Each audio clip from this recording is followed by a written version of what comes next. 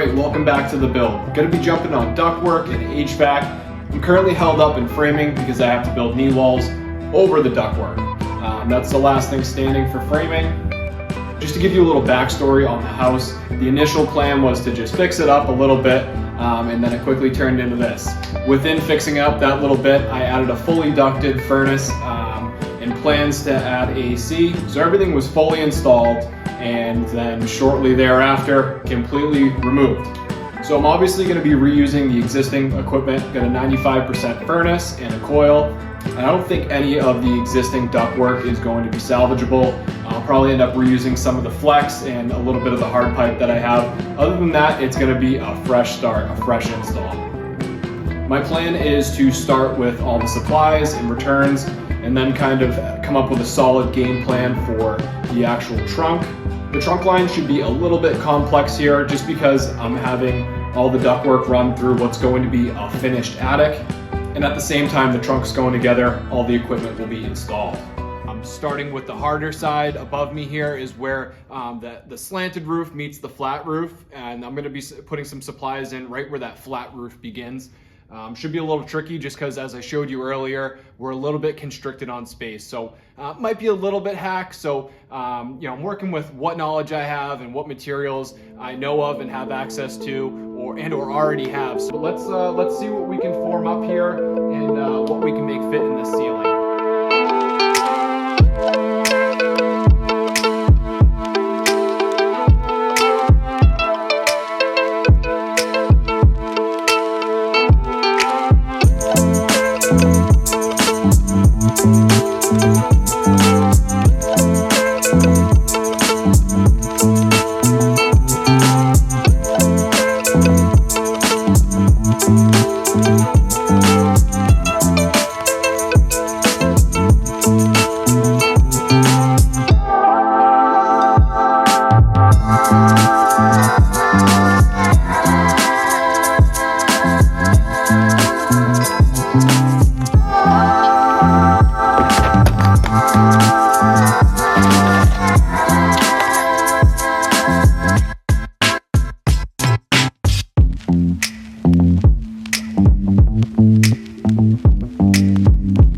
Metal tape later, some trimming, and it's all set. I moved this flange back like 2 inches, and I did have to cut this off just so it fit, but I taped the inside as well. I don't know if I've never seen anybody do that, but I did it because it was a little hack to start with, but not too bad. Let me show you why I had to do this. Got a little bit dark on me last night. Just wanted to give you a final look at the first supply. Just kind of giving me an idea how to do the rest of them.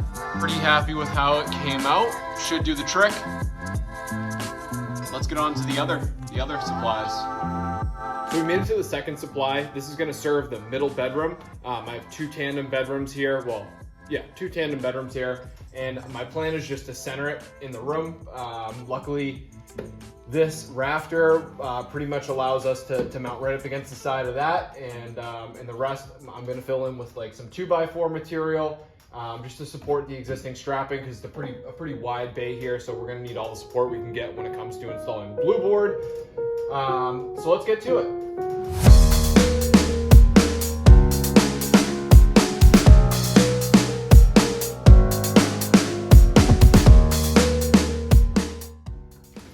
So I'm not usually concerned about safety, even though I probably should be, but anytime I use an angle grinder, I throw on safety glasses. All I can think about is when you see those videos and pictures of people with a chunk of the disc sticking out of their safety glasses. So I don't know what it is, but that's where I draw the line with safety.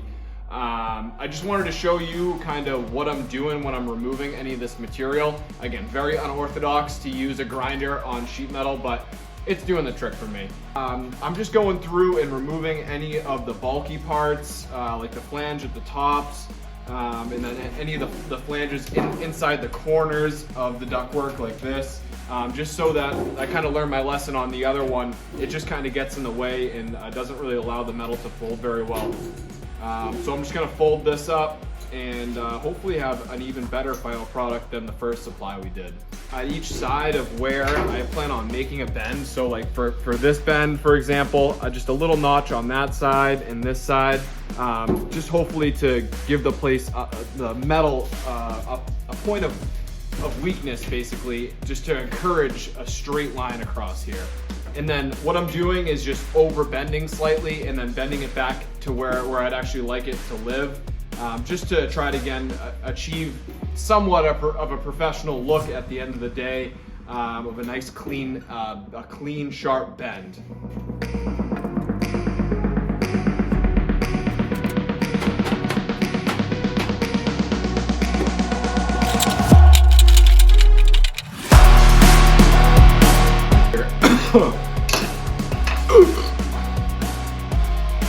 That is not too bad.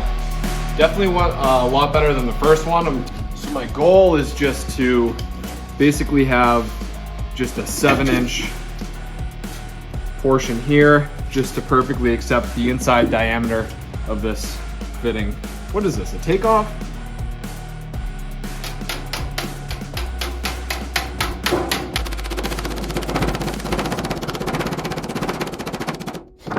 That right there is why they're called tin knockers, if you didn't know. Knocking tin, like myself.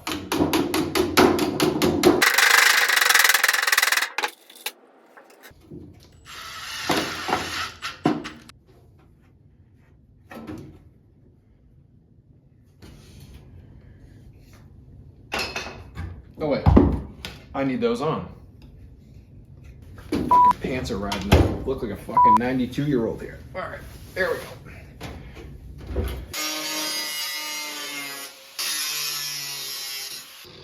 Not too shabby, eh?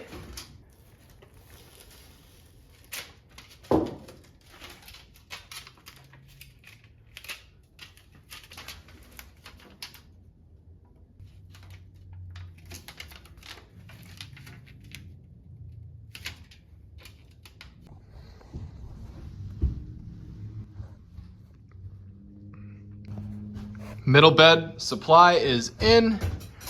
As you can see, I just did some 2x framing just to support pieces of strapping like this and the side of the box. I did end up trimming the top to fit up against the insulation, and then I didn't have to trim the bottom.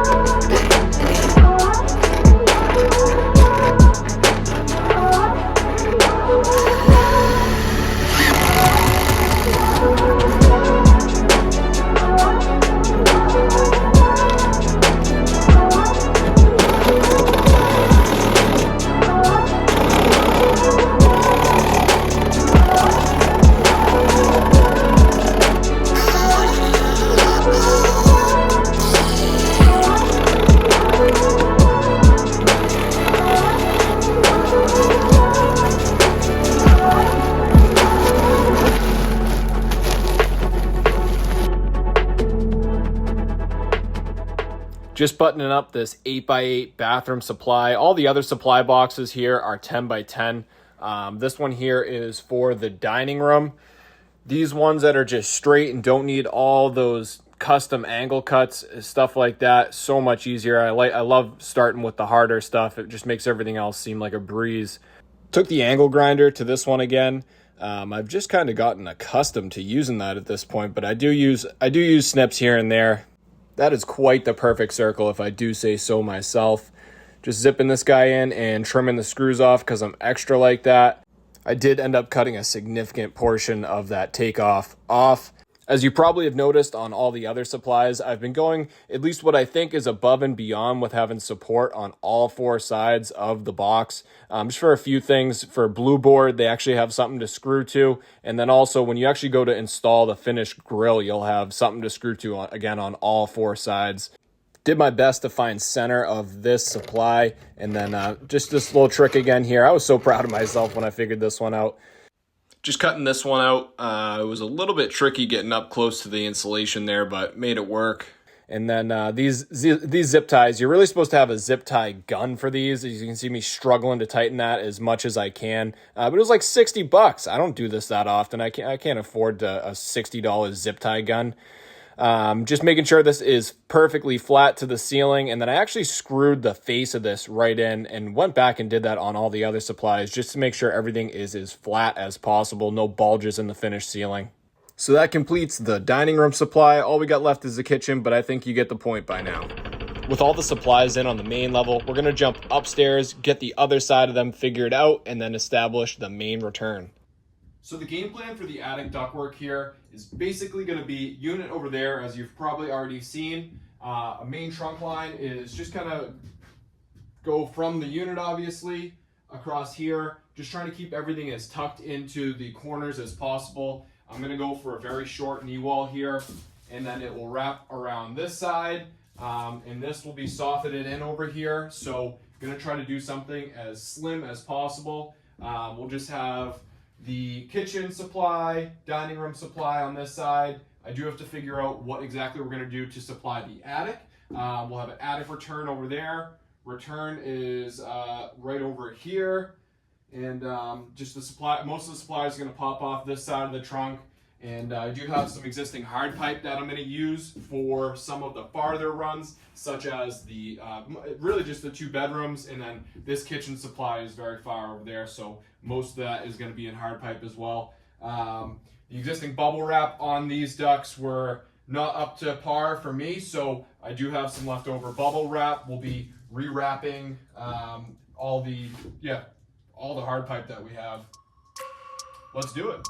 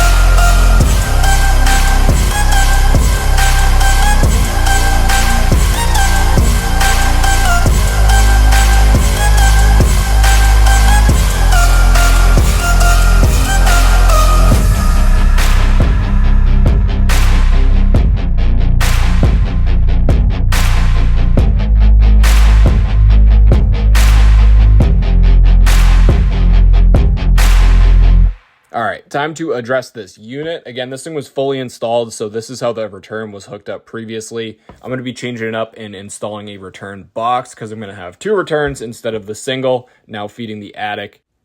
Getting this coil for the AC actually mounted to the furnace. I was just struggling to get this thing together. I had no idea how long the screws had to be to make this work.